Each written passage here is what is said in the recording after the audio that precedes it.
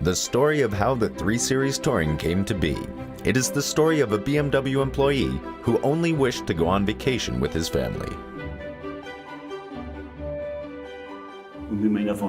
With my family, wife, and 2 kids, I needed a bigger trunk. Especially with young children, you always have more luggage, because everyone wants to take a tricycle or toys, and at that time, conventional cars were too small. In the mid-80s, the BMW 3 Series was only produced as a sedan. But BMW employee Max Reisböck needed a more spacious BMW for his vacations.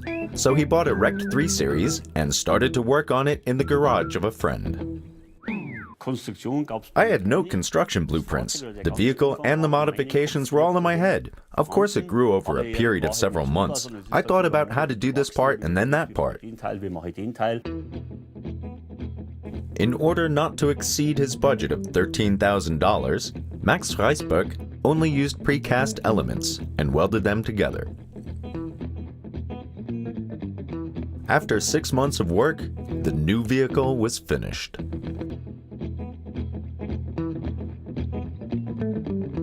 The main alteration was actually this pillar. Usually the tail is here. I moved it to the rear edge of the vehicle. With that, the shape of the Touring was almost finished. To test how people would respond to it, he showed the Touring to his friends. Since their reaction was very positive, he dared to present it to his BMW colleagues. First they were curious, then they were amazed, and finally they loved it. The board was impressed. Then BMW took over my car, and 3 years later, the first 3 Series Touring went into production with minimal changes.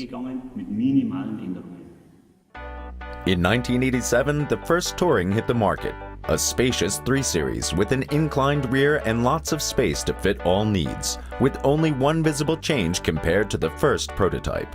The biggest change was this lowered trunk.